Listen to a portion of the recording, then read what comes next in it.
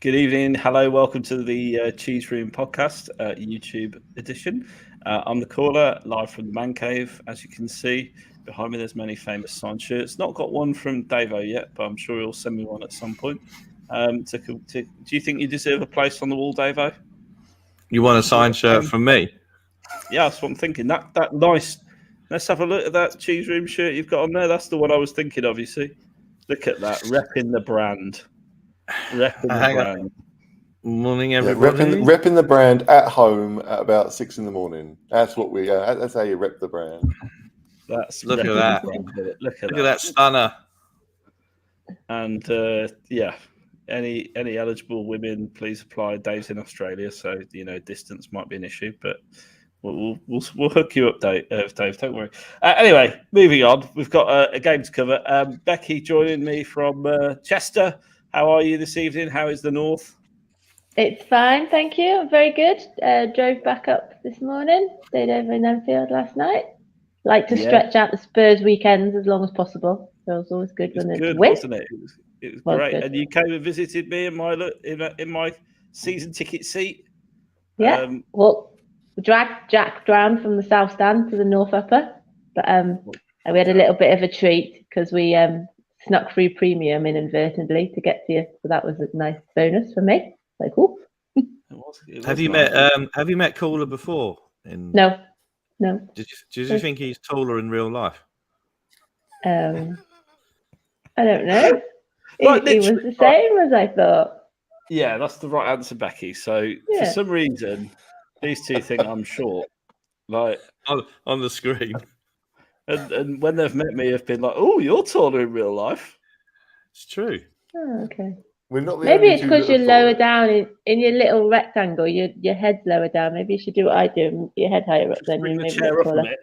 Yeah, make your chair higher. Can't be bothered with that. HG, why not right top hand corner? He's been demoted. Bottom right, isn't it? Yeah. Bottom right. Normally bottom right. Yeah. Heel. I thought, what way can I get him to look up to me? And that's the only thing I could think of. And joining us all the way from Vienna is the Harlow Globetrotter. How are you, sir? I'm doing good. I didn't get a day off like you guys, so I've had to struggle into my 4-hour workday. Oh dear, HG, that must have been dreadful for you. Yeah, it's funny. I said to my wife tonight, I was like, I've got really job because I work with women and kids, and she wasn't happy about that. But it's true. I basically work with kids. Well, we'll be covering off all sorts tonight. So reviewing the win over Leicester, talking about the top 4 race, and are we still in with a good chance of getting that illustrious spot? Discussing the latest rumours and hopefully have a few laughs along the way. Super chats are live, so do remember to they go towards helping the Cheese Room out. So do please consider sending one of them if you've got a question. And we'd love to hear from you this evening.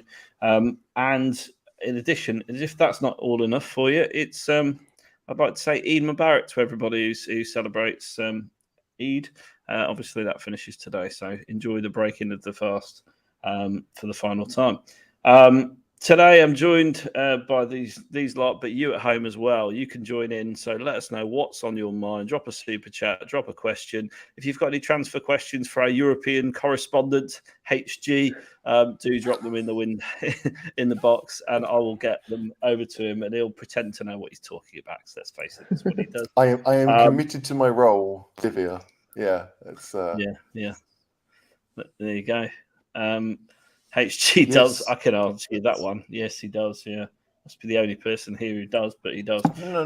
Right, hang on. Write a reply here. Look, when it comes to you, the right man for the job, because most of the Austrian teams, Berg Academy, rank up. So if anyone knows, if any players know what he'll want them to do, it's them. So for as far as Austria is concerned, perfect choice, absolutely.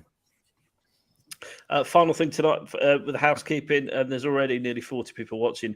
Please do smash us a like. It really helps the YouTube algorithm. So, and it costs you nothing. It takes 2 seconds. So please do hit the like button. If you want to become a patron, by the way, Dave is rocking the exclusive merch and having his Australian coffee out of a Patreon mug tonight. Details are in the scrolling ticker at the bottom of the screen. It's just one of many benefits. And I know we've got some patrons and channel members in the chat, so welcome to you all. Let's go through the game briefly. So Leicester Spurs 3, Leicester 1. We haven't talked about a win for a little bit, so let's milk it for what it's worth. Started lineups. Was anyone surprised? Lucas was in. I mean, I was more than a little bit surprised when you saw that. Becky, how were you feeling? Yeah, and I was by you at that point, and that's the first thing I said was that we thought there might be some changes, but I thought it would be maybe Bergwijn or somebody. I didn't expect it to be at the expense of Kulusevski. So he gave Moura a chance on the right wing, which is, when Kane's injured, often Moura plays in the middle or more sort of central, and when he came on against Newcastle, he played central, so it was a very sort of strange decision that ultimately didn't work out either. But yeah, quite shocked. HG, you're a big fan of Lucas. Must have been pleased to see him in the starting lineup. All I care about is the team. That's it. I want the team to do well. Look, I was surprised that Kulusevski was on the bench. I figured he must have been injured. That's how much I was surprised. But yeah, Lucas did Lucas things. Let's put it like that, shall we? I was happy he got subbed off, but yeah, we surely there is a time now. Look, he turns 30 summer. Thanks for everything you've done, Lucas, but he loves dead ends. So no, thanks. I'm done with Lucas now. Davo, I mean, I've got to be honest. What's Bergwijn have to do to get a start? I mean, Lucas ahead of Bergwijn. What's that all about? Well, I think you had a really good view of his finest moment in the Spurs shirt at Leicester away, if I remember correctly. And my seat did. Oh, okay. What happened? I left early. All right, that's it. No. I forgot. I was sat in the away. I was sat in the home end, so it's a good job I did. Otherwise, I'd probably be in A&E. Yeah, because the home fans were sitting there leaving early because we're 2-1 up now. Like, you could have just stayed. You could have just stayed, but you were like, no. All I care about is getting home, more than the Spurs. That's fine. Not true. Not true. So why'd you leave early then? Hot dog? I did think we'd lost. What is more important than the Spurs to you? Why did you leave early? What was it? Beat the traffic, to be honest. Yeah. I thought we'd lost and beat the traffic, and it's a good thing I didn't. I did leave early, to be honest. Like I said, I'd have been caught up. I'd have caused a riot because there's absolutely no way I could contain myself after scoring 2 goals in the last 4 minutes. But anyway, a bit like this. Yes, HG, it's time for Lucas to move on. It's time for you two to move on and talk about something. Never going to happen. Never going to happen. I just asked an innocent question. I didn't realise I'd get this reaction. No idea. You're about as innocent as Goebbels. Move on. I did turn to Jack when he. That's interesting. But go on. When he went on, when he went off, I mean, I did turn to Jack and said, Jack, that might be the last time we see Lucas Moura. I don't think he'll come on against Burnley, and I was a bit sort of like, thank you for everything you've done, and and Jack shares a birthday with Lucas Moura as well. Said this before, so he always sees all the Ajax hat trick all the time. So I said, yeah, I think this is it. Thank you very much, but that's it now. Move on. Absolutely, move on, Dave. Bergwijn, a genuine question though. What does he have to do to get in the team? I think he'll go in the summer. I think that Conte Conte said in the press that if Kane gets injured, he'd play up top in the middle. I think he's been a bit unlucky in the lack of opportunities he's been given. There's been no talk about converting him into a Victor Moses type wing back. And if you were going to select Moura or Bergwijn to come in instead of Kulu, then you'd have gone with Bergwijn, but he didn't. And there's a World Cup in November, and Bergwijn will want regular playing time, so he's definitely want to go, and he'll go in the summer. So I hope that if he goes in the summer, I hope it's not a reason that we keep Moura because of bodies in the squad, which although we didn't do in January. So if Bergwijn is going to go and get a price for him, I want Moura to go as well, because it's quite a thing to be taken off after 55 minutes by Conte. You must be going really bad for doing that. But Moura had the first game of the season was probably one of the best, apart from Ajax, obviously, was probably one of Moura's best games in the Spurs show against Man City. He was aggressive. He was he beating players. He's even passing it to our own players for a change. But look at the next two games against Wolves and Watford. He was just inconsistent and anonymous, and that kind of sums him up. So he's going to be 29, 30. I reckon that he would look good for Fulham. Stays in London, lovely part of London. Get some money for him. Job done. To be fair, there's lots of opposition fans that rate him. A couple of my Leicester mates think he's a good player for some reason. My dad says every time he plays against Wolves, he's decent, which, to be fair, is generally true, but he's not world class or anything. His time is done for me at the club. I think we'll always have Amsterdam, but it's time to. If you love someone, you've got to let them go, and he needs to go. I think it's if you love someone, set them free by Sting. You got that bit wrong there, but carry on. Good, yeah. No, definitely let them go. Let them go. Let them go. Oh my God! No, not Frozen, please. He's been frozen out. Oh, very good. All right, Elsa. Don't stand near the fire. Don't stand near that fire, Olaf, or whatever he was called. Can we move on? Yeah, if I can. You're a bit raucous tonight. Leicester made 8 changes from the draw with Roma. Good depth there, I'd say, Becky, isn't it? I don't think, imagine what we'd look like with 8 changes. Yeah, a bit jealous. Yeah, absolutely. I thought they'd make changes with the Conference League semi-final coming up, but I didn't think it'd be 8. There were rumours that Maddison and Vardy weren't in the starting lineup, and that turned out to be true. But yeah, I don't think we even have 8 spare players, do we, that we could even put in the team? And I'd heard of some of them as well. I was quite impressed with myself. It would definitely mean Winks in the starting 11, and we don't want to see that. Yeah. God no. Yeah.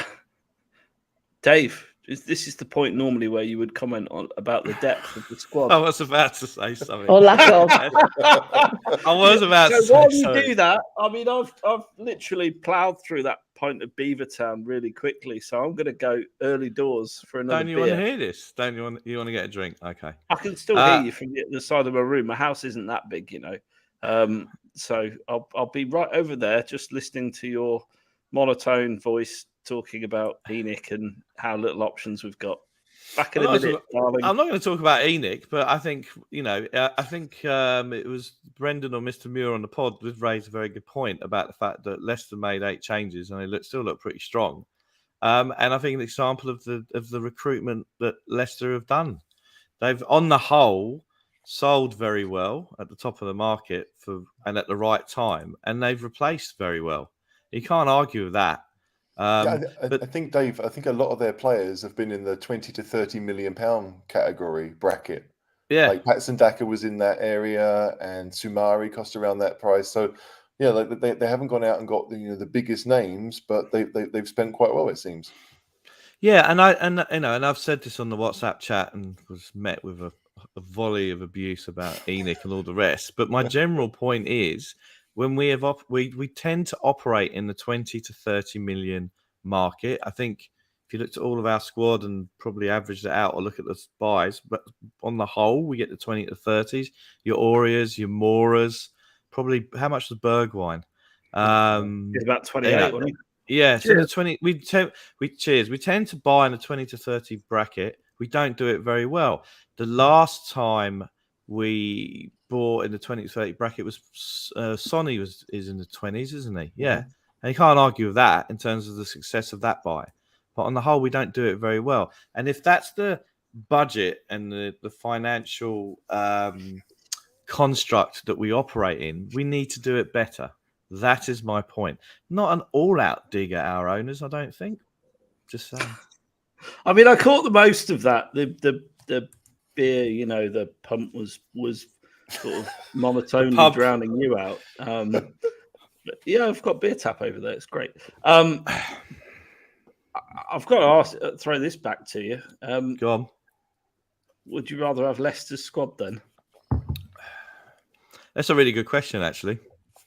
Because if Leicester win the Conference League, which is a cup Big that if. I really not interested in, and They're HG going and I have to get Jose'd, you know it. Yeah, well, if they win the Conference League, they've won the FA Cup last year, and obviously they won the league in 2015. In case you don't remember, you got to look at that. I think that's a pretty good going. Even though I think the Conference League is the Zenith Data Cup of Europe, to be honest. And you'd have to say from Leicester where they've come from to where they are now, that's pretty good going. But I'd like to ask HG, and I know we've covered this off again. You really don't like Brendan Rodgers, do you? No. Gavin in the comments said that he's been overrated. Absolutely. Brendan Rodgers lives off other people's work. That's Brendan Rodgers. Has been his MO ever since he became a manager. He went to Swansea and followed, I think it was Paulo Sousa and Roberto Martinez, who did most of the work there. Then he went to Liverpool, and Suarez had already been bought, and a lot of that team that did pretty well were already there. He came in and signed Lazar Markovic and a whole bunch of Balotellis and nobodies. And then he comes to Leicester, and most of Leicester's players were already there when he joined. So he's a smart man when it comes to realizing this is a good situation for me. But generally speaking, he tends to then cock it up. So it'll be interesting to see what happens at Leicester, because they're probably going to lose Tielemans, and obviously Vardy is about as close to retirement as you can get now. So will he be able to manage the kind of transition? Because they've got good players, Leicester, but. Yeah, like Rodgers, for me, despite the fact that he's won a truckload at Celtic, well, that doesn't mean anything to me. But the FA Cup win at Leicester is probably the only thing. Otherwise, I think Brendan Rodgers is he's the British Ronald Koeman. Like he's there, but he has not actually done anything in his career to warrant being linked with the jobs that he has. United are 2-0 up, by the way. They've just gone 2-0 Ronaldo penalty.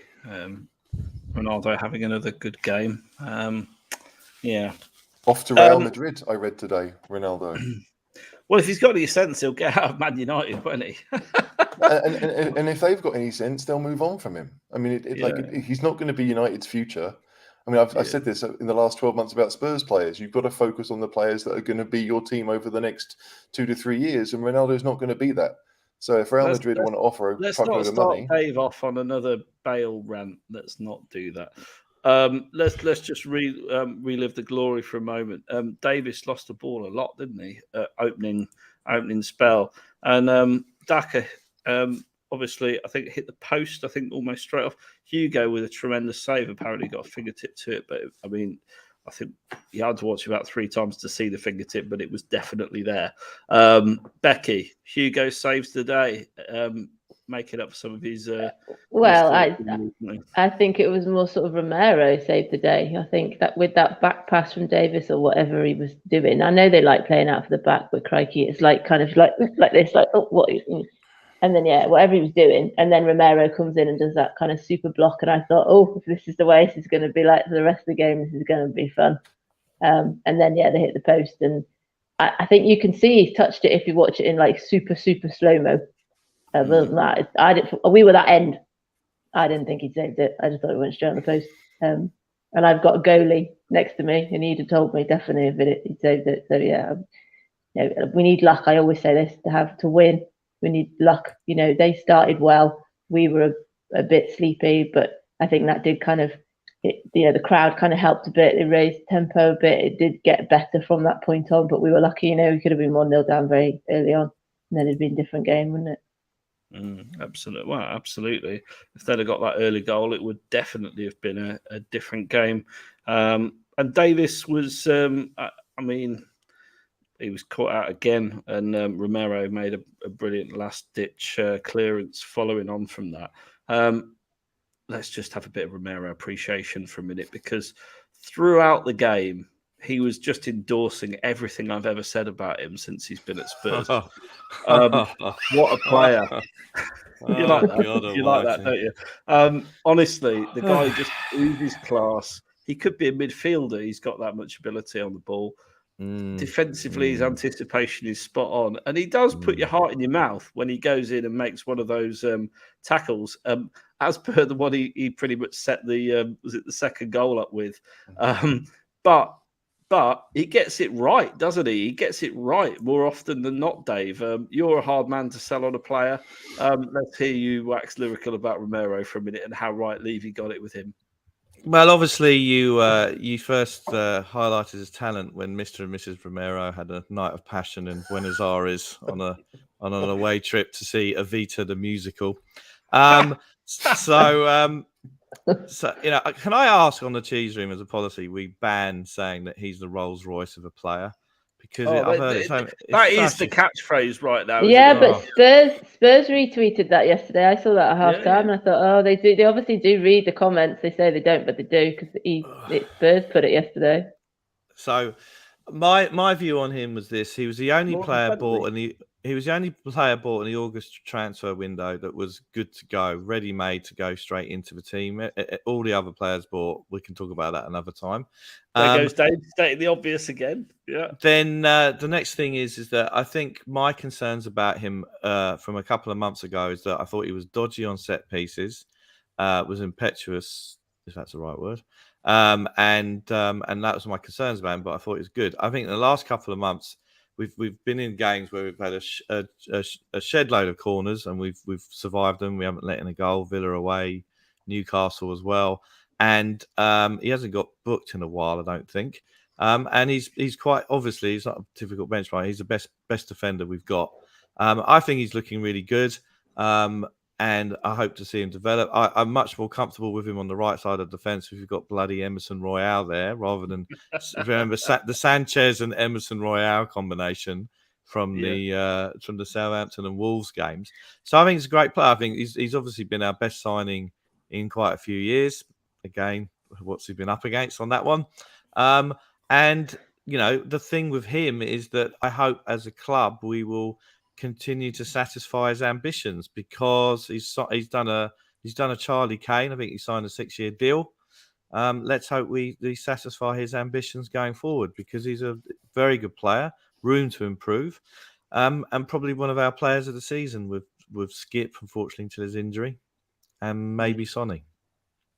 Was that positive enough for you? Was that all right? Or how was that? Marks out of 10 for the positivity caller. Well, I've got to be honest, I dozed off halfway through because it was quite long. But I'm going to give you a solid 8. Oh, thank you. I had a little doze during the first half, to be honest. It was on at 11 o'clock at night. And I'm an old man, so, that's what happens. We don't own Romero yet, but we do, don't we? No, well, I mean, hang on a second. So, I mean, like, Paul, I mean, he's right in the fact that we haven't paid the money yet, but I'm pretty certain it's like a mandatory thing. Like, we've just decided that we're going to pay in the summer. I don't think we can get out of it. And Steve will know this. I think Steve is watching. Well, Steve says we can actually. When he looked into it a while ago, it's an obligation to buy, but I think there's some conditions attached to it. I'm not sure if we've met those conditions or what, but I would imagine if it's an obligation to buy, if it's an obligation to buy, then we have to buy him, right? I mean, I think it's split in hairs. I think he's going to sign. It's going to be a £45 million deal. Part of that we've paid in a loan free up front, and I don't think anyone else can come in and buy him. No, I think the contractual obligation is that he'll sign for us. So I'm not in the slightest bit worried about Romero not signing. The whole point is you can't be. The whole point is that he was on loan. He was sold to. Hang on, let me get this right. He was can't move twice in a window, basically. Yeah, he can't move twice in a window. He was sold to Atlanta. That's right, in the window. Atalanta. The man from Atlanta sold to him. I don't know what that. The Lost Mystery Island discovered him after his parents went to see Evita. Anyway, after all of that. Anyway, you can't sell twice in the same window. That's it. That's why there's a loan. Even I don't think we're going to balls up buying him. Okay? I mean, what I liked was my summary, really, which it took you then 3 minutes to get around to going, yeah. But you weren't 100% accurate, because you missed the point about you can't do 2 transactions in the same window. That's the point. Yeah. Anyway. Well, that's the truth. I know it's the truth. Calm down, Dave. Calm down. What's it I always say to you? Narrative. What's your favourite Owenism? Wait a minute. Hang on. No. After you had a bit to drink, After you've had a drink, you do about 8 hang-ons in a row. You're like a fucking cupboard full of hangers. Hang on. That's you. Brilliant. And your other one is when someone makes a point, you go, interesting, and then you metaphorically stroke your chin like you're thinking very carefully about their point. That doesn't happen much with you, though, right? Oh, you're like an excited little schoolboy tonight. He's back on, and I'm going to aim all my shots at him. Ooh, carry on. As I would say to my kids, you're just showing off now, aren't you? All my fire coming your way, Dave. Fine by me. Becky, Romero, you haven't had your say on him. Rolls Royce for you? Yeah, but I always think of Rolls Royces as being old cars, and he's not old. But maybe that's my lack of knowledge of cars. I'd like to think I know more about football than I do cars. He's more of a Tesla, if you want my opinion. Oh my gosh. Oh God. Can I go back to the comment that Steve put up? It's not in the accounts. Well, how has he seen the accounts? When did Romero sign? Wasn't it in this year's set of accounts that we haven't seen yet? I don't know, but if it was after, no, it was in the last set. It's the last set of end of year accounts, wasn't it? Before Paratici signed? No, before he started working for us. Because I mean, I don't know. But if it was in the last set of accounts, that means he signed before June the 30th, and I don't remember if he did. I don't think he did. This is a good. I can see a good game coming here, by the way. Yes, I'm thinking. Fiat Panda. Harry Wick's Fiat Panda. Well, I'm a Fiat Panda. Yeah, there we go. Dave, what car do you drive? Me, I drive a Lexus 2006. Still got a cassette player in. Thank you very much. It definitely needed a cassette player in, didn't it? Yeah, nothing. I got it specially put in. Yeah, specially put in. I bet it was. For all my mixtapes from the 90s. But Lexus, I can get behind the Lexus, the Japanese Mercedes, as Alan Partridge once said. Now I've got your endorsement of the car I drive, then my day is complete, and it's only 6:33 a.m. I thought you'd enjoy it. Yeah. Anyway, Sonny to Kane goal. There was no doubt about it, was there, HG? Unlike us to score from a corner, if I'm honest. I was going to say, there was no doubt about it. We scored from a corner. You can't say that. But yeah, when the corner comes in, we're all thinking, are we going to get done on the counter-attack? We're not thinking, are we going to score from it? So, it was one of those ones that's weird because the camera angle, it's weird. Even after, 3 seasons, I still get a bit confused that the cameras switch to the other side of the stadium. So I'm sitting there thinking, are we attacking our home end or not? But when you saw the corner come in, you see Kane making the run, so it's almost like you can see it happening before it actually happens. But it's nice to score from a corner. It felt weird. We have done it a few times this season, to be fair. I mean, maybe we don't remember them. Maybe they happen quite often. We're just like, no, Spurs are rubbish at them. I looked it up. I think we scored 3 times from corners this season. Right, and how many were own goals? None. I don't believe. But there you go. It doesn't happen very often. I grant you that. And a really simple, basic header for Mr. Kane. 13th Premier League goal of the season. Harry Kane is now on 179 Premier League goals, 5 away from Aguero. Wow. So there you go. Do you think he'll get there this season, Dave? 5 goals? Well, he's been in my fantasy team for weeks. He hasn't done anything for 4 or 5 weeks, and I'm still hoping to win the Cheese Room League. It's very tight. I'm thinking of dropping him for Sonny this week. I tell you, there's a good prize. What's the prize? Well, I don't know if you can have it 2 years on the bounce. What did we send you last year? No, I won the Euros tipping comp. So if I win the Euros tipping comp and I win the fantasy league this year, then surely I have the knowledge and my opinion should be more respected. What did we send you, though? It was a really lovely. It was a signed picture of Jimmy Greaves on the open top bus, celebrating a trophy going down Tottenham High Road. It was the 1963 Cup Winners' Cup. I think we're the first British team to win a European trophy. Yeah, Dave was there, 25 years old, celebrating on the side of the road. I thought we had no trophies. I thought we didn't win any trophies. We have no trophies. All the people under the age of 18 say we've got no trophies. Well, we did in the 60s. You know, I'm old enough to remember a trophy. Just about. Many trophies. 3 in my lifetime. Riches. 2 in mine. There we go. Should Kane have had a second from the back pass? I mean, did you see that? It was right in front of me. I thought, bloody hell. I don't know what it looked like on the telly, so I've not watched it back. But, God, we made a right hash of that, didn't we? Becky, you haven't watched it back, so I'm not going to ask you. HG, Yeah, I have. Have you? Go on then, have your say. I watched it this afternoon. I thought he was going to go round him. He just kind of tried to toe poke it kind of under him, didn't it? And just deflected and went left. Didn't even go like over the bar. He likes scoring against Schmeichel. I was surprised. He does, yeah. Poor old Schmeichel. Leicester had a few openings though. I mean, our defence does feel a little bit open at times, doesn't it, HG? How worried should we be about that going to Liverpool next weekend?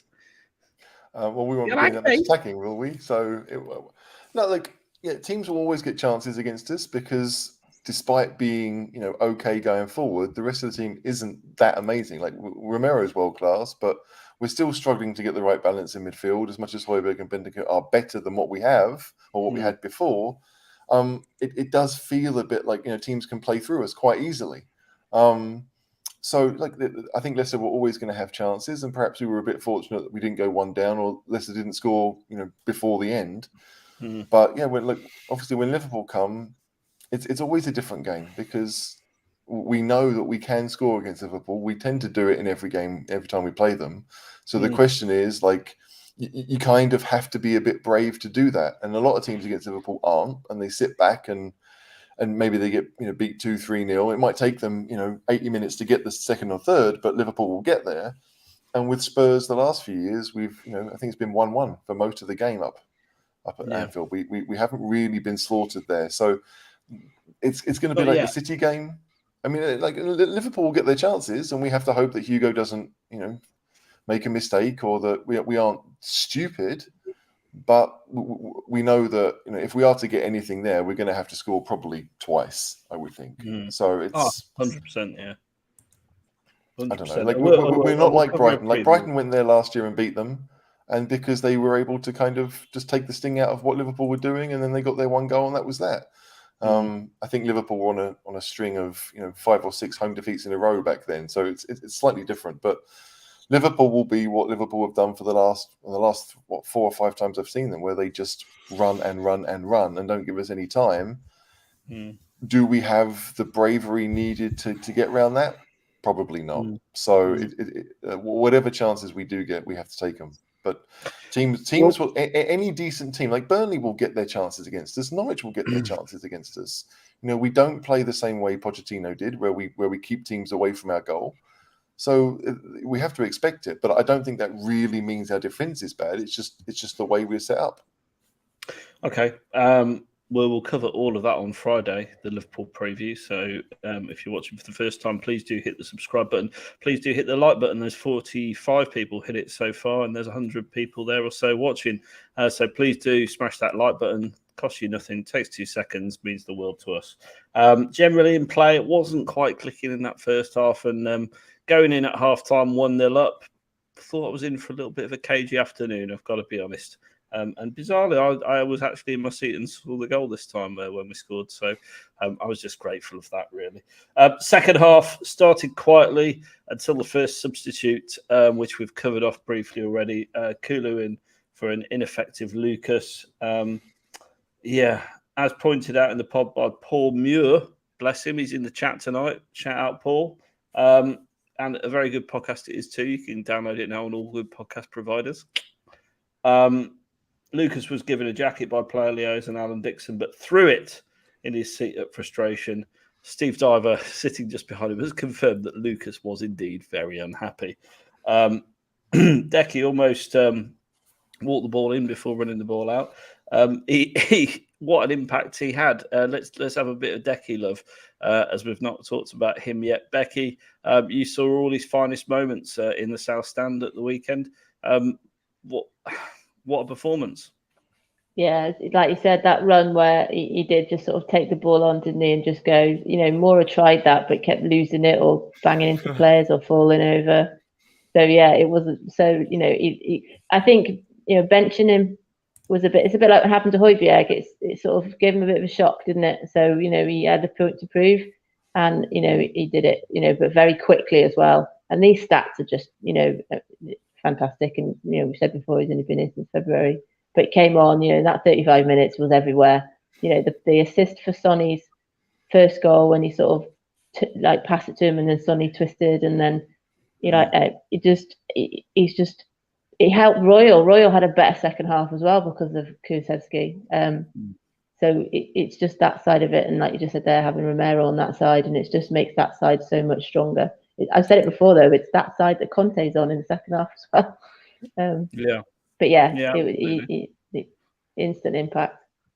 Instant impact. And I believe, I can't remember what the stat is. I think there's only like a couple of players that have got more assists than him this season, which is quite incredible in itself. Given that he's only, been at the club for a very short period of time. And of course, this man met him after the game, Mr. Diver. Shout out, Mr. Diver. Managed to grab a photo with Kulusevski. That's a great photo. Yeah, what a lucky man, eh? What a lucky man. Kulusevski to have a photo of Steve. Oh, absolutely, Kulusevski all day long, Dave. I mean, the players queue up for Mr. Diver. That's what they came to see. By the way, catch out Conte Cam. There's a couple of great videos up on our YouTube channel from the weekend, unsurprisingly involving Antonio Conte. And then what about this goal where Romero smashed through, gave the ball to Deke, who drove the ball in, kept his cool. Sonny smashed our second goal in. Beautiful finish, wasn't it? And what was the reaction like in the crowd, Becky? Yeah, I think I was reading something. The only other person is in the country. I think it was relief. I think because Kulusevski played so well since he come on, to score that quickly. And then I think, barring a disaster at Liverpool, we haven't been hammered for a while. We haven't got, lost 2-0 leads. I think they felt that with the side that Leicester had out, the weakened side, 2-0 was going to probably, it was going to go on to be more and more. And you could tell that in the crowd. It lifted the place. The momentum was there. The tempo had been increased. Everything had just sort of got better when Kulu came on, and the goal was just, superb. I've said before, I love Sonny. Supposed with his wrong foot as well, another left-footed goal. Yeah. And then a minute later, Kulu mugged off Thomas with a brilliant piece of skill on the touchline. Is that when he tried to kick him? Wait, so Paulie, you were still in the stadium for that, were you? I thought you might have left by that point. No, it's too early on. Because the traffic might have been bad. When you're just going in on me 2-footed left, right, and centre tonight. Yeah. What's up with you? Yeah. Anyone who leaves it deserves it. Always. Yeah, but this don't leave to go. Calm down, dear. He was going to see Evita in the West End with Romero's parents. They wanted to see the English version. Don't cry for me, David. What do we think of that? I mean, Waddle-esque, would you say, Dave? Does he remind you of Waddle? Well, let's hope he doesn't make a record of Glenn Hoddle, then we'll all be happy. I think it was a little bit set up for him. Better for him to come off the bench. We're always better, and that's stating the obvious. We're 1-0 up, and the other team have got to try and equalise because then we can hit them on a counter. We score the first goal, it makes such a massive difference to us as a team and the way we play. Just to most teams, in fairness, Dave. Well, yeah. I mean, it's good to see you've got your FA coaching badges. But the fact of the matter is that. But the way we play, mate, I'm back in action tomorrow night. You want a game? Fly over to England, you Aussie, and I'll take you down the local pitch and we'll play. I've retired, thanks. I've played one season of over 45s, and that was me done. Yep. More injury prone than Darren Anderson. Completed it, mate. Yeah, Darren Anderson and Jamie Redknapp combined. I've still got the world's largest 4G burn on my knee, but I'm still playing. Did you want to put a picture of that up? No, I've not got one to hand, unfortunately. It's pretty gruesome. I've got to be honest. It wasn't nice. It's still bleeding. Before or after? Anyway, did you leave when you played? Did you leave the game 10 minutes early? Do you know what? Did you walk off? Despite this bloody wound, I played the full hour and 20 minutes. Yeah. Wow. The traffic was good, Dave. That must have been it. His Tesla was still charging. Right, anyway, what were we talking about? Anyway, what were we talking about? Kulusevski. Yeah, look, let's summarise it. He came on, he did well. We're all happy. But the fact of the matter is that, shows that you need more options to come off the bench and change the game. Just saying. Yeah, it's a good point, because when we brought Harry Winks on, no one thought the game was going to change apart from the worst. Did you know Son Heung-min is the most two-footed goal scorer in Premier League history, HG? Well, considering I gave you that stat, 1, yes, I knew, and 2, you've misread it. But apart from that, and 3, pantomime horses are not allowed. Pantomime horses are not allowed to play football, and I've got 4 legs. Why have I misread it? Because he's got the highest percentage, but not the highest amount. Right, that's some direct feedback to John, who wrote the run sheet. So, I'm pretty certain that I think Kane and Van Persie have the record for the amount of goals scored with their weaker foot, but Sonny's percentage is higher than theirs, and considerably higher than theirs. I think it's like 44% of all his goals have been with his weaker foot. Of all the goals that he scored with his feet, because it discounts headers. I don't remember him getting too many of those, but still, left foot, right foot, and there's been a number of them throughout his career where you think, okay, that goal against Leicester, he's done it at Leicester, pretty much the same thing against Schmeichel a few years ago. I remember one goal, I think at Wembley against Palace, where he whipped it in with his left foot and it went right in the corner, and we won that game, I think 1-0. So, Son is probably the most two-footed player I've ever seen play for Spurs, genuinely. I mean, Kane is up there, but Son. It's not really my time. Sorry, Dave. I'm too young to have really seen Hoddle and Waddle, because it was pre-Sky and football really wasn't on the TV then. It wasn't Premier League era either. So I had a season ticket when I saw Dean Austin play, and he was very one-footed. But I think so. Listen, the numbers show that for all the players who have scored 80+ goals in the division, Son has scored the highest proportion with his weaker foot. Of the goals, does that mean someone who scored 79 has a higher percentage, and they had to make it 80 up? Maybe those stats, but go on. It's a pity you don't break up when you're waffling nonsense, and only when you're talking insightfully. Of all the goals scored with his feet, so not including headers, etc., 44% have come with his left. Which is pretty amazing. He's very ambidextrous, isn't he? He's a good player on either foot. Let's summarise it like that. And he's only, I think, 3 goals behind Mo Salah now for the Golden Boot. And of course, he doesn't take penalties, which Salah does. So I think I'm right in saying he scored the most outfield goals in the Premier League this season. And he didn't disappear for the African nations, so it all balanced itself up. Yeah, I mean, he's not as good a side as Liverpool either, Dave. So that balances it up as well, doesn't it? I think he's the most underrated player in the Premier League, and the loyalty that he's shown to us, and the fact that either no one has come in for him or he's just batted them away immediately. We just, the contract that he's on, and he loves us. But yeah, I think he scored the most goals in his career per season this season. This season's the highest he scored. Yeah. So he's getting better. I'm amazed no one came in for him, to be honest. It's bizarre. He's another one with Stockholm syndrome. It's like he's been locked into Tottenham. Like, you could do better, Son, but we're glad you didn't. Like all of us are locked in forever. Yeah. Do you think maybe Son realises that he's never going to score as many goals without Kane? Because the thing is that when we bought him, he wasn't really a goal scorer. Like, he scored a few goals in Germany. I mean, I watched him play for Hamburg and Leverkusen, but he'd get maybe double figures if you were lucky. I mean, it was a good young talent, but he wasn't necessarily a goal scorer. And here we are. Just now, you're right. Like, there are plenty of teams. I do think that having Kane around means that he is overshadowed. Let's put it like that.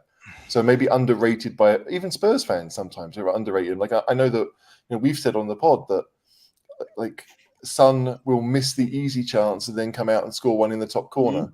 And so, like, when you recognise that, but I think we all tend to forget just how many really good goals he does score. Go on. Sticking with that. So let's talk about his second goal, if we may just indulge ourselves a little bit more. So, I mean, the assist goes to Decky, which is where the assist statistic is a little bit misleading because he just passed it to him, and then Son did the rest. Dave, I mean, I'm going to come to you first, and then Becky. HG's talked enough for the time being. Dave, how good was that goal? It was a cracker. It was an absolute cracker. I'd really woken up second half. As I said, I had the first half doze. I think I woke up to us scoring from a corner, thought I was still asleep. And second half, I was on it. I was shouting at Sessegnon and Emerson at 1 o'clock in the morning or whatever it was. It's a cracking goal. Where does it sit in the all-time greats of Sonny's goals? I mean, that goal he got against City at the first leg, where he conjured that goal out of nothing, and we thought it was going out for a corner. So did City. That was a cracker.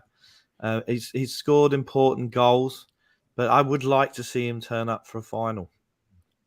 But he was great. Look, I love Sonny. I got a soft spot for him. It was the first game I took the boys to in 2015. He got his first goal against Palace. So I think it's great he had a dodgy first season. He had an injury. There was that talk that he had with Poch at the end of that season about him going back. But it's all gone great for him. I would just like to see him win a medal as a reward for his loyalty to us. Oh, so you want us to sell him? What are you talking about? Of course he does. Send him to City with Kane. Sell them all. Becky, you had a great view of that goal, I presume. I was right behind it. Yeah, it kind of like curled right to us. What did you do to celebrate at that moment? I mean, like hug Jack. I always hug Jack when I score. We both always just hug each other. But to be fair, Jack had someone next to him and he high-fived Jack. So Jack was like, oh. I was like, oh, okay. But we hugged first. But yeah, we sang Nice One, Sonny, as well. I've not sung that at home game. That was good as well. Yeah, the South Stand is really cool for singing songs, and atmosphere is brilliant. Do you hug Caller when we score? Do you hug someone? He's in the toilets. So the guy at the next hugging the soap. Yeah. Which is what Boris Beck is doing at the moment. Sorry, move on. I think actually I hugged Stevie at a game. I think it was Morecambe when we stood next to each other, and I think me and HG had a kind of awkward embrace a little bit when he came to town as well. So not when we scored, just outside the ground, we had an awkward embrace. What did we do when we scored? High five? Well, Seb was between us, so I don't know. I mean, maybe it was Seb. Maybe I'm getting my tall people mixed up. There you go. I think hugging's very important when we score. No matter where you are in the world, it's important to hug when we score. Bringing the love. There's lots of hugging with the players. The players hug a lot, don't they? They hug before kick-off. They hug when they go off. They hug Conte. Conte hugs everybody. And then at the end, they all hug each other. Obviously, when we don't win.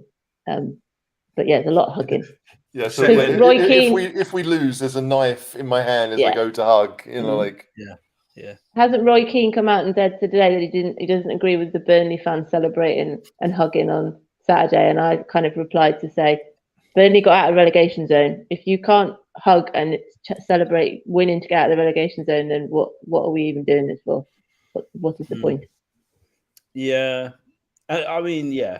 And look at Arsenal; they were reacting like they won the league when they beat West Ham, an understrength West Ham team at the weekend. But there we go. I mean, that's ridiculous. To be fair to Roy Keane, the only time he was ever involved in a relegation battle, well, they got relegated, so he doesn't know much about it when it comes to celebrating getting out of the relegation zone, because he was the one. He was there when Cloughie was he there when Cloughie went down? I think so. Yeah, that was Cloughie's last game. Did he not jump ship? No, I think he left that summer, but I think he was there when they got relegated. 134 people watching now. 64 likes. If you're watching the show, please do hit the like button, and obviously, if you're watching for the first time, welcome. Please do hit the subscribe button. Super chats are live. If you want to ask a question, do fire in a super chat. It's the best way to support the Cheese Room. This triggered, this whole ambidextrous thing triggered a bit of a conversation at Cheese Room Towers. Other sportsmen who play with their other hand or their weaker limbs, if you like.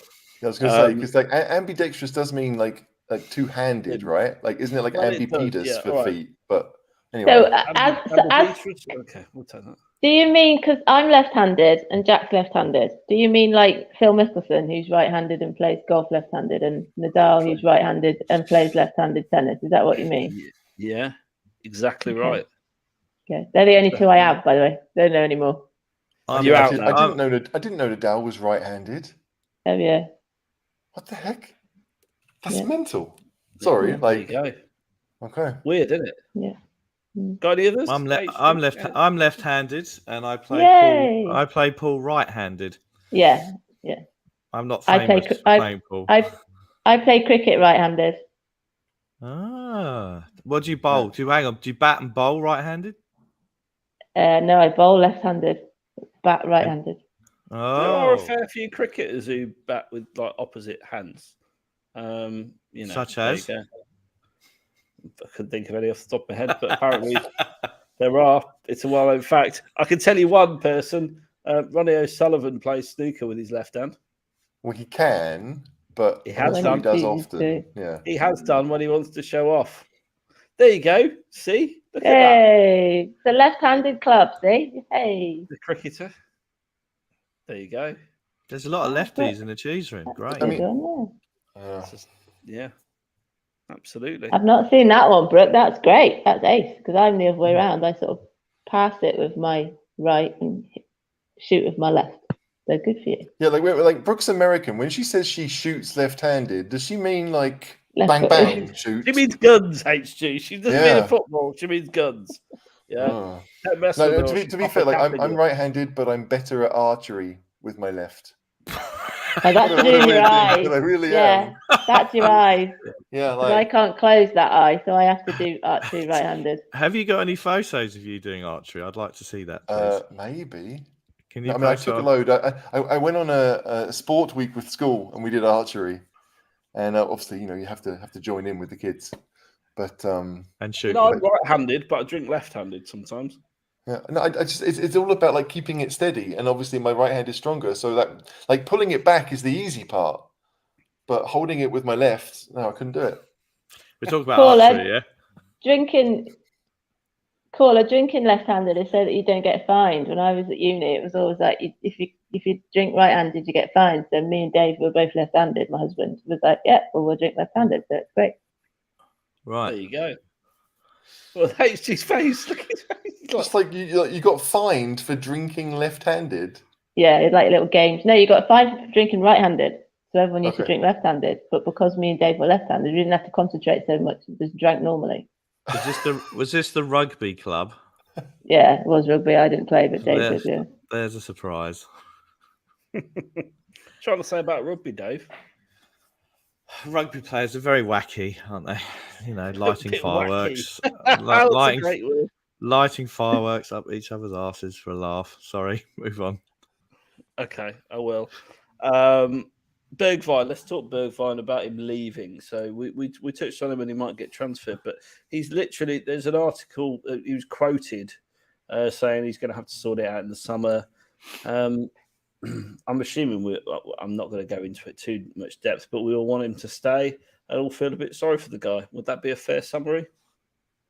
That sums it up for me. Well, he's going to go, isn't he?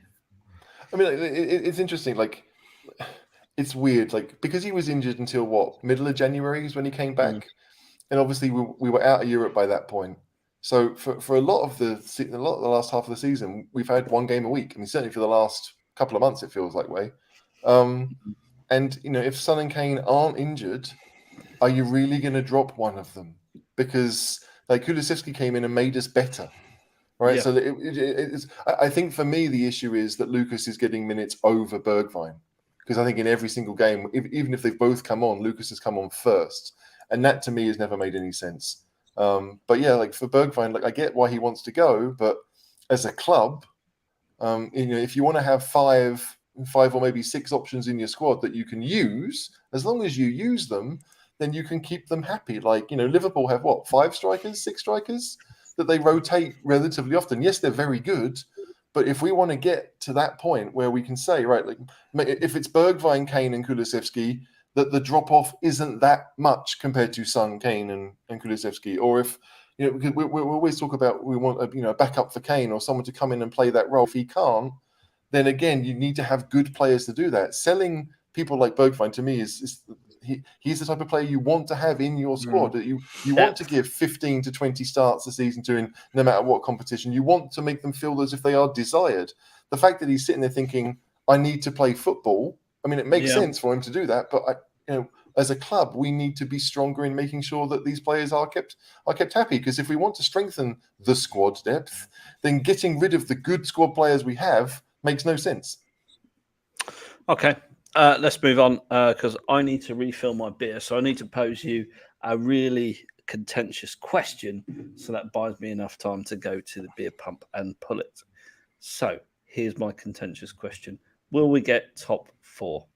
I'm going to start with Davo and then Becky and HG. You're going to gun him down like Brooke with a left hand. Sorry. No, we're not going to get top 4. Unfortunately, I think we've blown it. We're going to lose to Liverpool. The Gooners got Leeds at home, haven't they? Which Leeds could give them a game because they are not out. They are in trouble, and so they'll go there with fight. They've got a new manager who's made a bit of a difference. Put a bit of pressure on the Goons. I presume the Goons are playing before us. No, after. They're after. Right. Okay. Well, then if we lose, then this is the opportunity is for the Goons. We'll go 5 points ahead of us going into next week.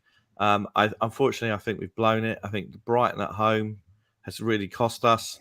You look at this. Southampton were 2 up with 20 minutes to go. 2 up or 2-1 up, whatever it was. 2-1.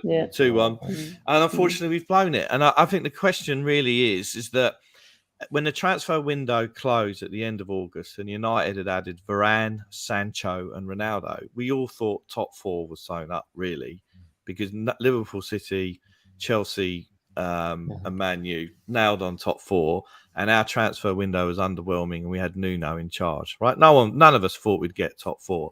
No one's envisaged how United have absolutely imploded this season.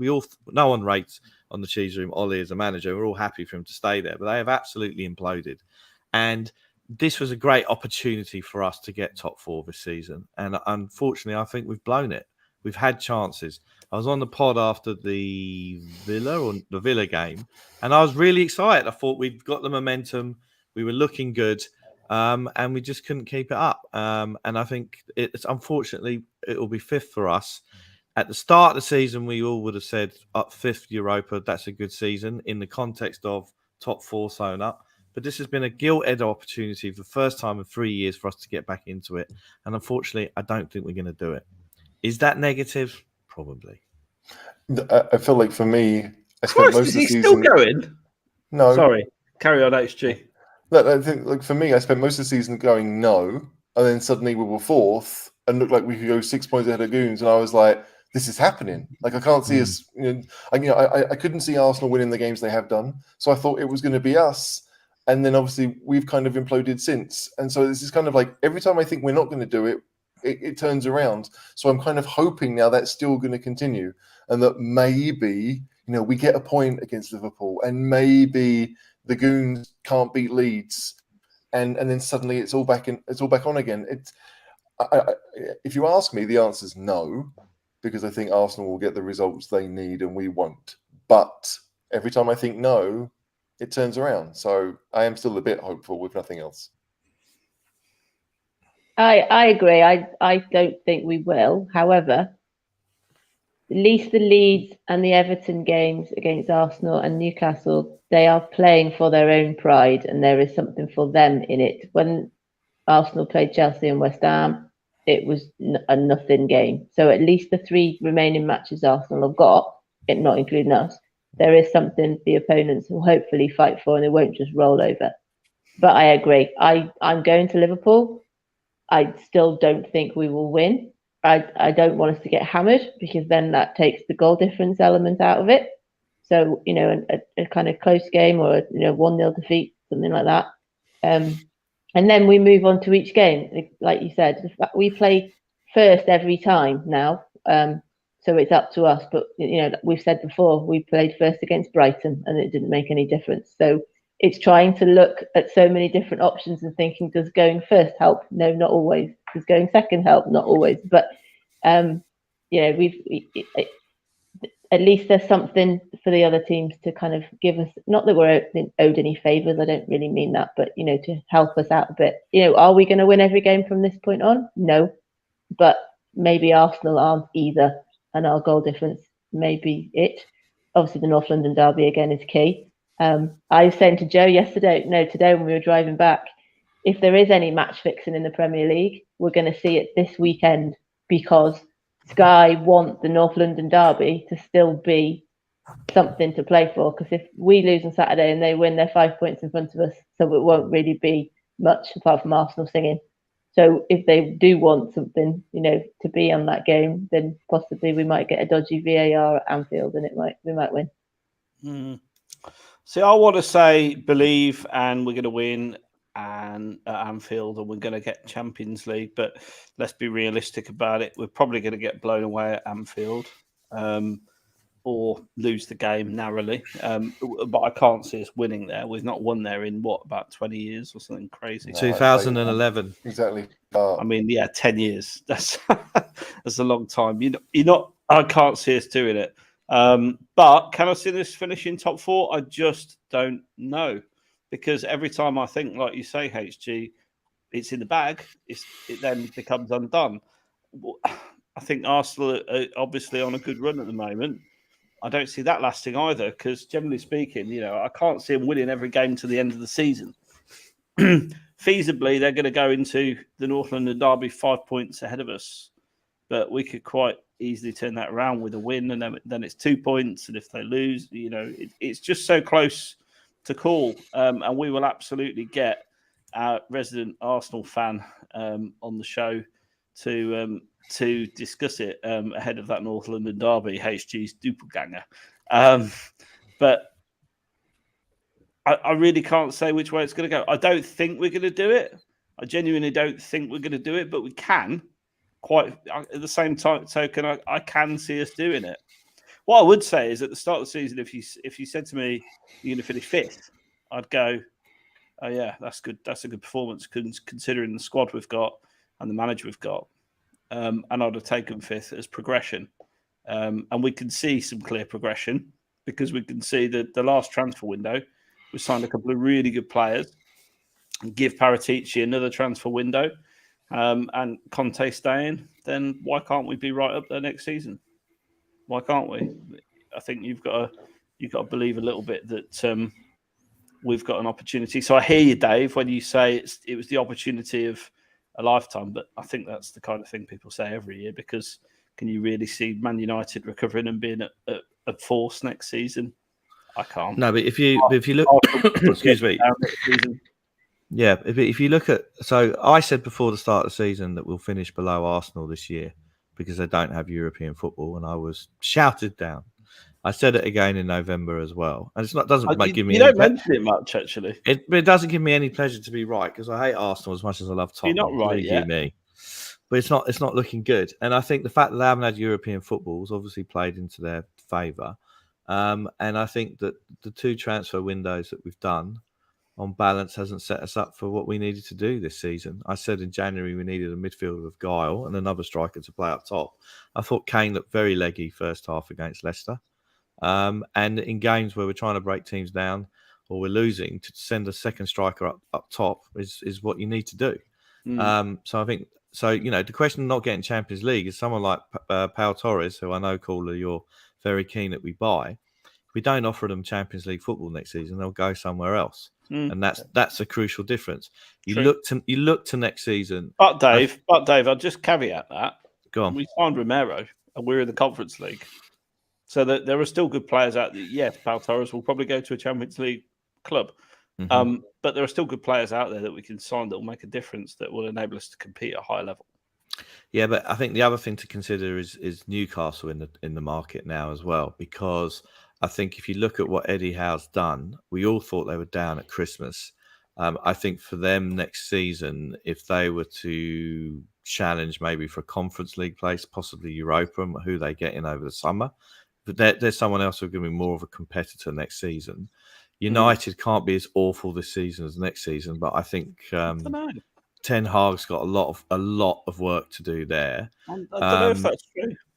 And then Chelsea, a lot of people are saying that Chelsea now going to struggle without Abramovich. I mean, it looks like the consortium that's going to buy them. No, the consortium that's going to buy them are still going to have a truckload of cash behind them. So it's going to be as equally challenging next season as it is normally for us to get top four. But it's challenging every season. It's the Premier League. It's the best football competition in the world. It will always be challenging. The reality is, if you keep Conte, you've got a fighting chance. But I think if you look at Poch's era, I mean, look, Poch was fantastic in many ways. He improved a lot of players that we had at the club. It was interesting, the Brendan Rodgers argument about leveraging of what you've got existing there, because in a slight way, you could say the same about Poch. Okay, but when Poch came in the season that we came third in the 2-horse race, and we got second the following season, you got bear in mind that first season when we were in for the title, that was Chelsea, Mourinho, the club doctor, so they fell away. So there was a space opened up in the top four, and Pellegrini's last season there as well. And so City and Chelsea were in transition that season. And then the following season, the opportunity we had was that Guardiola was still adjusting to the Premier League and didn't have any decent fullbacks. And obviously Conte came in. So you have these moments in time when those big clubs are going through their transition period. That's when you take advantage of it. That's when you've got your momentum, and that's when you reinvest into the squads wisely to keep it going. And I feel like that was another opportunity we missed out on. Well, I mean, look, it depends. Everything's about ifs, buts, and maybes, isn't it? It depends whether we keep Conte. Depends whether we qualify for the top four. Depends who we sign in the transfer window in the summer. Who knows, really? I'm interested to see if Conte does stay. I expect us to finish fifth, which I think is a decent position. I'll be happy to see the back of the Conference League and into the Europa League, because it is a decent competition, decent standard. And, you know, if we keep Conte and Paratici's there, anything can happen, can't it, in the transfer window?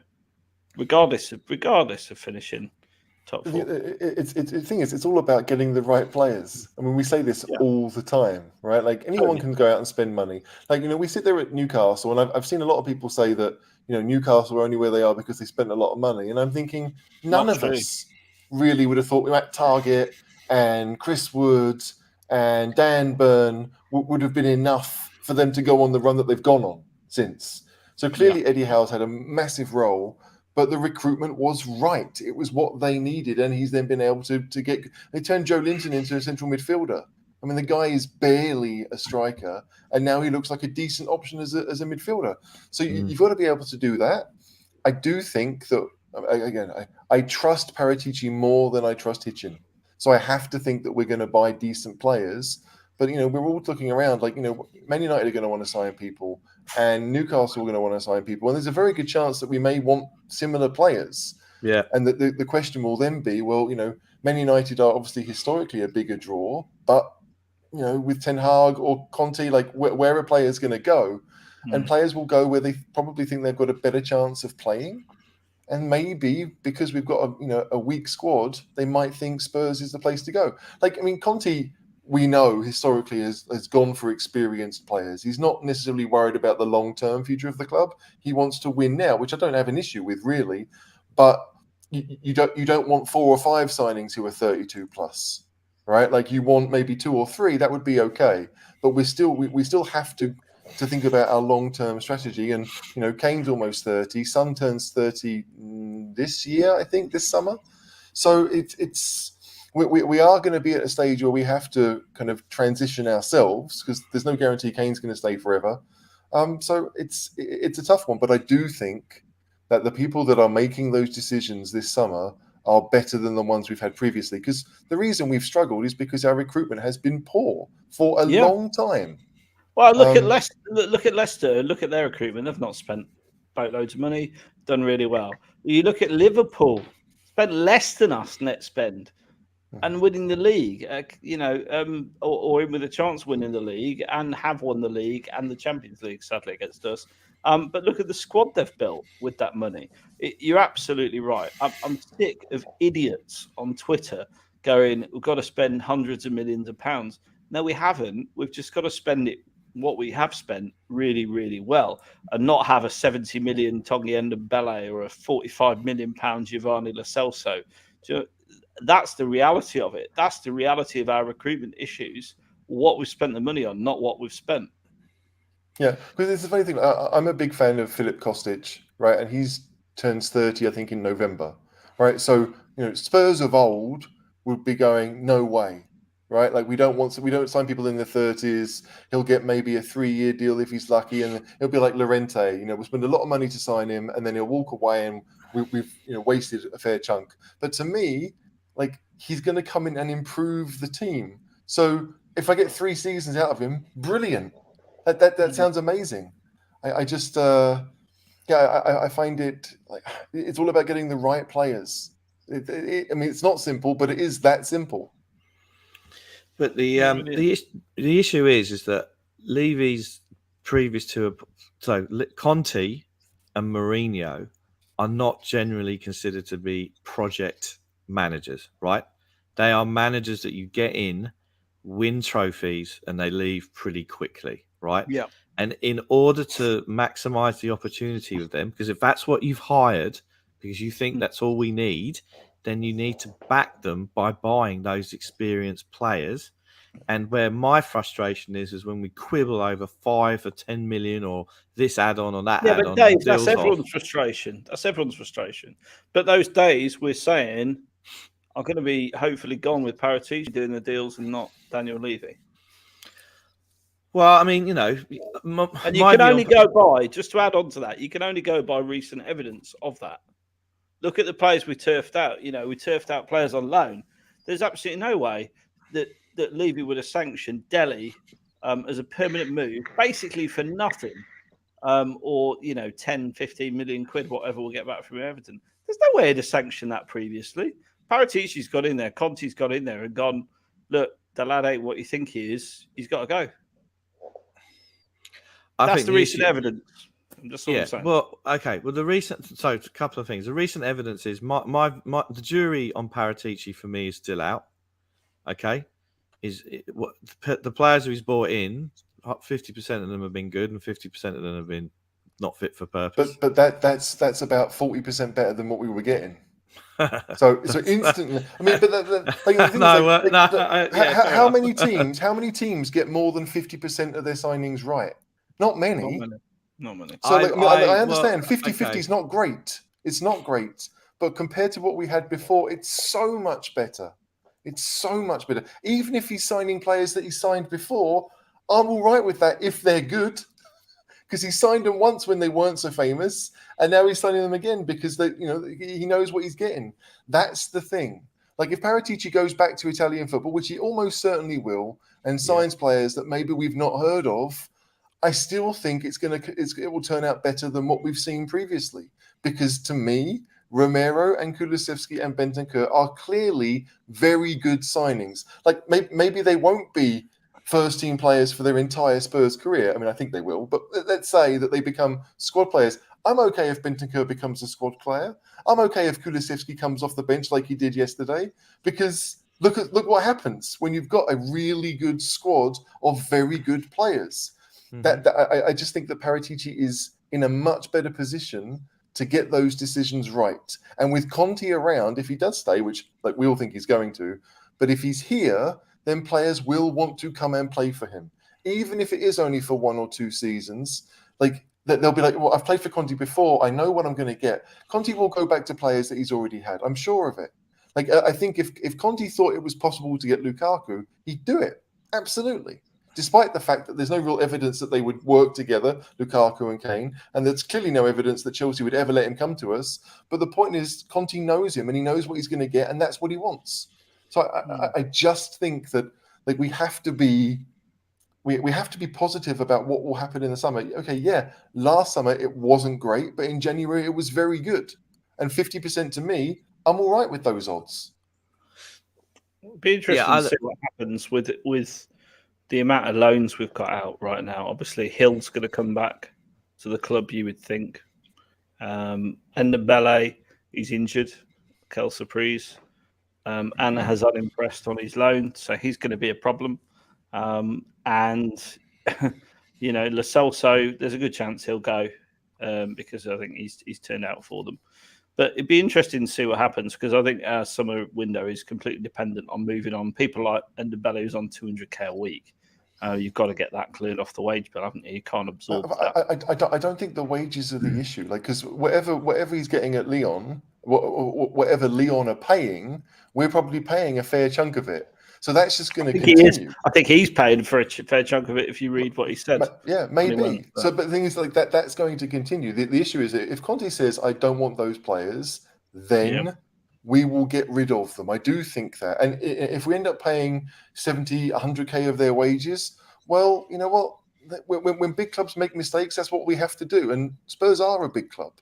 Right, we do have the revenues to do it. This will be the first season where we'll actually have an idea of what the stadium brings in, because Europe will be such a small part of it that suddenly we'll see pretty much the stadium revenue when you've got all those money. I mean, when I see the videos of all the sing-songs after the stadium, and you've got 30,000 drunk men singing at the top of their lungs like it's 1995 and it's Robbie Williams all over again.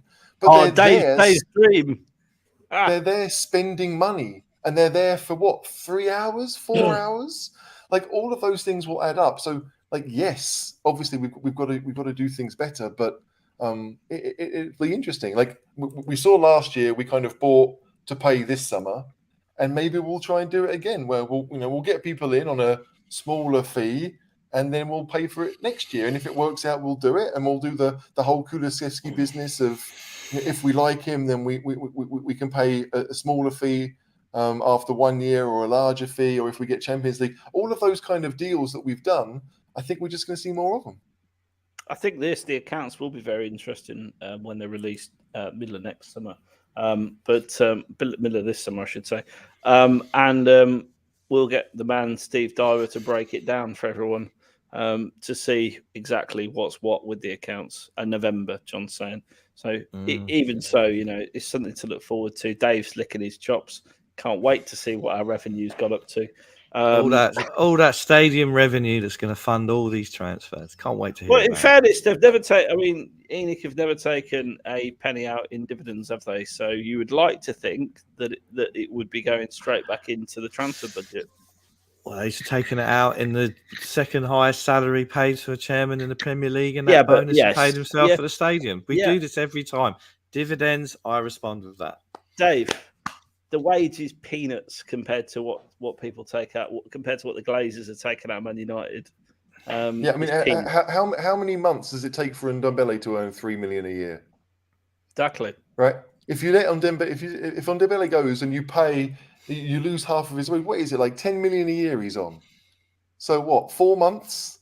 So if Ndombele goes on loan for a year and we pay half his wages, that's Daniel Levy's salary paid for, taken care of. So you don't have to worry about that, Dave, anymore. Right? It's done. It's easy. I don't think to back up Dave's point, I don't think there's any Tottenham fan that really thinks that Daniel Levy is worth £5 million a year. Quite the opposite. But the reality is it's a small amount of money in a company that generates that amount of revenue. And it is a company and it does generate revenue. And those are facts, whether you like them or not. But it's peanuts. It's chicken feed. It's nothing compared to what they could be pulling out the club. And we will be running the rule over the accounts and making sure they're not. Absolutely, when that comes around. But what I want to know is, Dave, the question I've got of the day is, what do you make of this new kit then? Bloody hell. Look at that. There's a lot going on there. I hate to say it, but I mean, this slide, I think the white one's been around a lot more than the away one, which is why the away one gets so much focus on this. But I'm a fan of the away one. The home one looks all right. Do you think so? Yeah. With the yellow. It's got fluorescent yellow around the... Yeah, but we've had yellow in our away kit, so I haven't got a problem with that. Oh, good traditionalist. What would you buy out of the two, Dave? Just out of interest. Home, not away. Away looks like a acid trip. Oh, I like the away, but then I like the weird acid trip from this season. Becky, what are you saying? What's your favourite? The home kit from a distance looks better than it does close up. I think close up the luminous is too prominent. But I thought we were doing garish and then plain and garish and plain. But if that is the away kit, then it's like you said, it's equally as garish as this year's away kit, which I hated when they launched it in the summer. But on it looks great. Jack's got it and it looks really nice on. It's it looks a bit trippy. HG, which of those bad boys will you be buying in a year's time when they're on discount? 2 years' time? Come on now. 1 year? I don't want 50% off. I want like 70% off. What would I do? Like of the two, I like the blue one more just because of the color.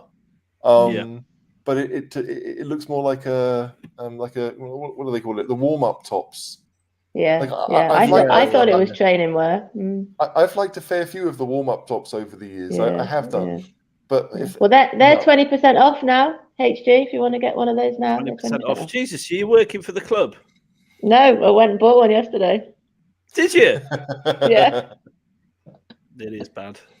No, this one. I'm not going to lie. The next kit I might buy. No, I've got that one already. That was my big investment last year. Me and Jack have got it. We've got the same one, but no, we bought a plainer one, the light blue one yesterday. I did make a purchase at the stadium. As everything was 20% off, I bought some after my 4G pitch burn. I bought some training trousers to play in tomorrow night because I can't bear the pain of that again. Honestly, it's bloody awful. Did you have all the little black balls as well, all the HD balls stuck in your socks? Oh yeah, and in the boots when I took them off. Yeah, horrible. I had to pick them all out of my wound. That did sound a lot like HD balls, and I was like, "What?" I did think it was HG's balls for a minute. I was like, I mean, they've been in many places, but not called as socks. HG's balls have absolutely not been in my socks. But there you go. What a lovely image. Can we move on, please? We can absolutely move on. Caption competition. So if you're watching this 140th year, firstly, if you haven't smashed the like button, why not? Please hit the like button. Secondly, I was in the Tunnel Club with Mr. Diver post game, so obviously he got to meet Kulusevski. But I took some pictures. Caption this. Come on, then I'll take a caption from each of you. It looks like it's going to headbutt him. HG's balls in some socks. Dave. Is this Have I Got News for you? Have we turned it into could Have be, I Got News for you? I've got a couple of these, so yeah, go on. Spontaneous. Oh, I can't do spontaneity. Have you seen the look of our next season's away kit? Looks shit. There we go. Very good. Very good. HG? Yeah. I think Antonio Conte is saying to Brendan Rodgers, you're shorter in real life than you look on TV. Shorter in real life than you look on TV. Because he's quite short, Brendan Rodgers. He's very short. Very short, yeah. He's shorter than he looks on the TV, HG. That is literally what I just said. You broke up. Sorry, I couldn't hear you properly. Sorry, Becky, go on. What's yours? Brendan Rodgers looks like he's going to headbutt him, but from here, that's just being Northern Irish. It's part of it. He's like, yeah. Look, Conte looks like he's shaking him, like he's shaking his hand, but physically shaking him. He was. I don't know what he's saying. He actually was. I think he's saying, "Here's my caption. You've got your bags. I've got the 3 points. Thanks very much." There you go. Very good. And there you go. Right. So is your second one. So this is Solly and Gold Star. If you who was he talking to? HG. Do you know who that is? Yeah, isn't it? It's their reserve goalkeeper in it, Danny Ward. Yeah, it's their reserve goalkeeper. What's his name? Danny Ward. Danny Ward. Correct. Sorry, I can't hear you. You broke up. Danny Ward. Danny Ward. Danny Ward in a Welsh Danny accent. Ward. Danny Ward. Okay. He looks like a tall Harry Winks. There's a bit more hench than Harry Winks, who also walked past, but I didn't bother taking his photo. I sort of glared at him. Right, HG, you can go first with this one. Go on and caption this. What's he saying? We should have been given prior warning. Yeah, we should have done. Probably something to do with Kasper Schmeichel. Like, I don't know. Like, you always make Kasper Schmeichel look an idiot, and Sonny's like, oh yeah, ha ha ha. I mean, yeah, I was thinking the same thing. With his hands, he's sort of saying, you know, the way you turned and did that, you should have done it like this. And Sonny's like, yeah, whatever. Is he saying, is he as big a gobshite as his father? There you go. That's all I can come up with. Is that the best? What was that though? You know, was he running? Was Schmeichel running to the ref? I only saw that this morning. Is he running when there's the second goal? Does he run like practically the halfway line, doesn't he, to try and kind of remonstrate with the ref? Is it? If you watch it back, he does. Yeah, he runs while we're celebrating. He runs after the halfway line to try and get the goal to stand. Well, he ran miles. There's been some better efforts, I would say, in the chat. If I'm being, if this is going to be a feature, yeah, can you send it to us beforehand so we can have at least that's the point. We see how spontaneity is alive in the cheese room, and spontaneity. Dave, yeah, and Dave is the king of being spontaneous. Look at you being all ambidextrous. Yeah, the left hand doesn't know what the right hand's doing. Hug me and I'll deck you. Yeah. On Have I Got News for You? They get it beforehand. Of course they do. Yeah. Yeah. So why can't we have the same? Enfield Wetherspoons. Well, I thought you were a bit quicker witted, to be honest, than Ian Hislop, but there you go. You share a lot of the other traits. Is this Enfield Wetherspoons? Well, I'm small and posh. John, who's at it, Brendan. No, I think it means because you're left wing, Dave. That's what it is. All right, okay. Oh, that's correct. Yeah. Don't do politics on here. Remember, move on. No, we can do politics on here, just not in our little WhatsApp group. I do politics anywhere. I'll eviscerate you. Ooh, that's a long word. So he obviously heard it today. Someone told it to him, and he was like, "Oh, I better look that one up." Well, look, we're nearing the end of the show, so surely you'll be leaving now, won't you? Listen, 5 minutes before the end. I've got. You too funny. In other news, these three are retiring at the end of the season, or being retired at the end of the season. The bad news is at least one of them's landed a job in the VAR room. How do you feel about these three people, HG? I don't really feel anything towards any of them because, like, they might be leaving, but that just means we're going to have three who are just as bad coming in. Maybe. Like Mike Dean doesn't win many friends because of his general demeanour, but I've never hated John Moss and Martin Atkinson. Yeah, they're not Graham Scott. All this means is we're going to get more of Graham Scott, and I do hate him.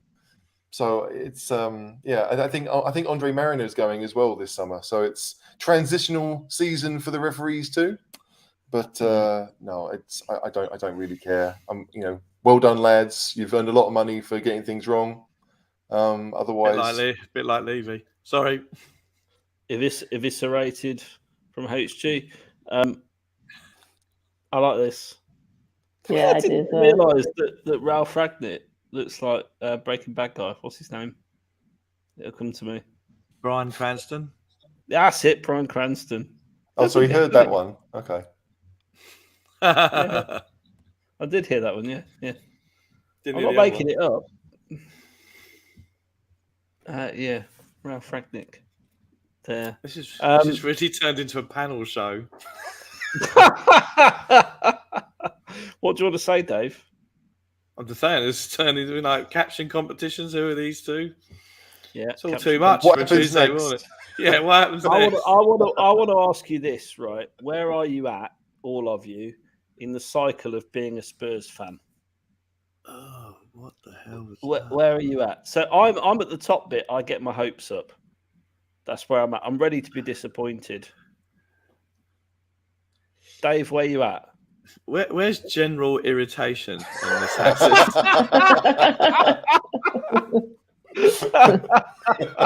we should create one for you. Yeah, you know we're on that then. He's permanently in. I get disappointed. Yeah, I don't think you can. I don't think permanent. I don't think you can have disappointment as a state of permanence because that's defeating being disappointed. To be deep for a moment, so I'm irritated about the fact that we've blown it. And what I'm really irritated about is the Gooners have generally been pretty quiet. As soon as they seal that 4th place, they'll all be scurrying out from everywhere they live. Oh yeah, and then we'll have to deal with them then. That's irritating. That. Dave is always bottom right. I'm always bottom. Yeah, well, I am on the panel. Yeah, bottom right. Right. Yeah. HG, where are you? I honestly, I don't know, to be honest. My hopes aren't particularly up, so I don't think I can say there, but I'm not disappointed either. I mean, I didn't watch the Arsenal game yesterday because I knew I didn't want to spend an hour and a half getting annoyed. So I suspect I'm probably between get disappointed and believe again, somewhere in there. And Becky, where are you? Bottom left and get my hopes up. Yeah. You know what it is? It's the hope that kills you. To be honest. I think that psychologically, HG doesn't kind of want to be near me on the axis. I think he's trying to steer away from me. Sometimes we're like a Venn diagram that sometimes we kind of lap over. Yeah, like you're like the negative version of me permanently, which is why I don't like it. Like every now and again, it's all right, but Spurs are in a better position than we were. So I start to believe, but that's when I'm talking about the club rather than the results, because the results are worse. So I am in different parts depending on different things. I'm not permanently disappointed. No. Yeah, but I'm not permanently negative. Let me tell you. That's not what lots of people say, Dave. I mean, what lots of people say. Yeah, but some people don't know the real me. I mean, if only they took the time. God, see, now I'm singing flipping McFadden. Is it McFadden? Becky might know this. McFly? No, like the real me. Was that was the guy from Westlife? Was he Mcfadden? I don't know. Brian McFadden. Yeah. I think he had a song called that. But anyway, was it released after 1997? Yes, wouldn't know. But not before 2000. Maybe before 2000. It's a long time ago. I'd just like to say, Mr. Muir is leaping to your defence here, Dave. Yeah, Mr. Muir, he's a good bloke. He wears his beanie. He likes the Chemical Brothers. He's all right by me. He's all right by me. And what was I playing before the show that angered you? Jamiroquai.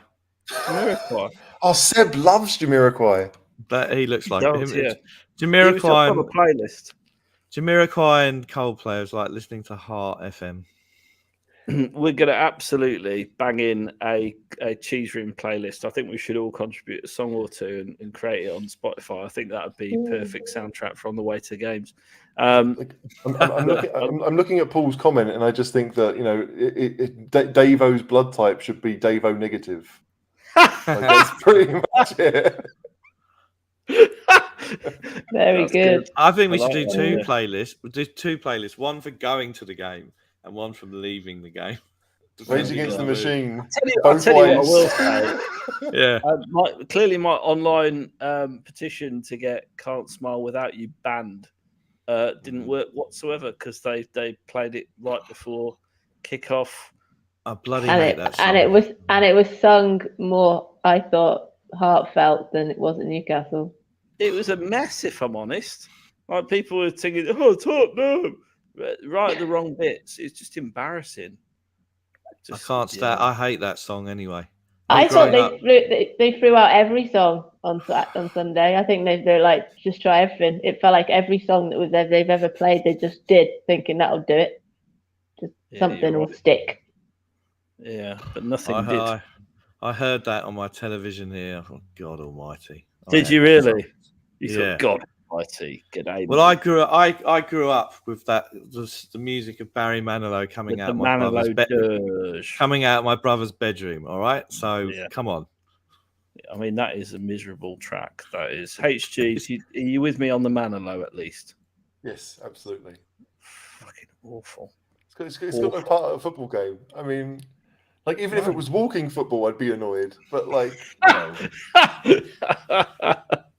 Absolutely. It is awful. I've yet to met a person who's gone, oh, yeah, that's really good. Yeah, I'm really pleased the club have done that.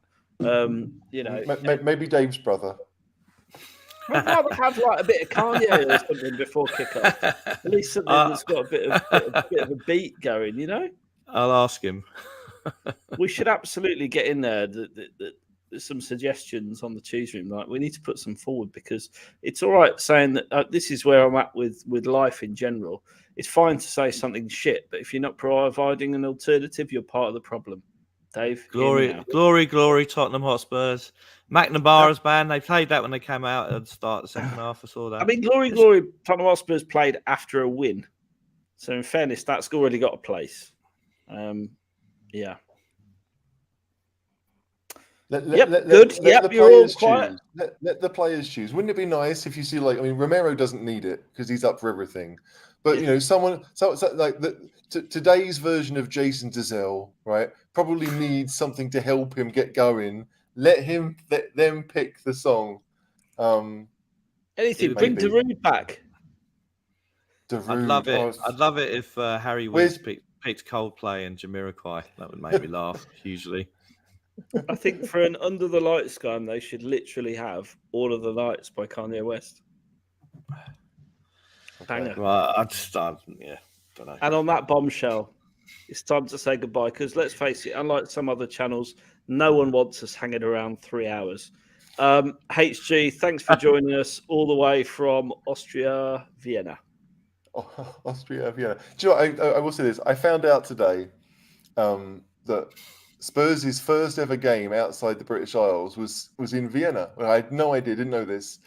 And I found out that they played it at my favourite stadium here in Vienna, which it's called Hohe Warte. It's like the first Vienna football club, the oldest Austrian club called First Vienna, and I go there quite a bit to watch the team. And Spurs played there in 1905, and that, like, it meant something to me. Like, my little Spurs pilgrimage once a week as I go past it on the bus.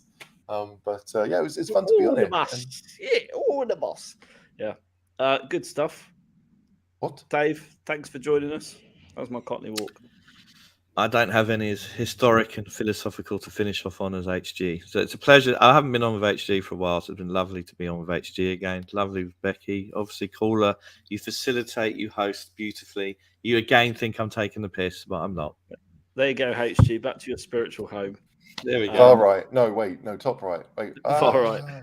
Becky, thanks for joining us. Lucky you getting a ticket to Liverpool. Or unlucky you. Well, yeah. Have you been to Anfield before? Yes, at uni, and then I went to the Legends game this season. But yeah, now, that's a shout. Can I just say, sorry to interrupt you, because look, there's some great suggestions coming in. Welcome to the jungle. What? I mean, that would be perfect. Flipping Manilow, God's sake. Anyway, Becky, sorry I interrupted you. No, just saying. I always look forward to going to see Spurs. But yeah, I'll be there. I'll be pleased with a draw. Score draw. All right, good stuff. Thanks for having me. Absolutely, always a pleasure. And until next time, come on, you Spurs. Come on, you Spurs. Come on, you Spurs. Come on, you Spurs.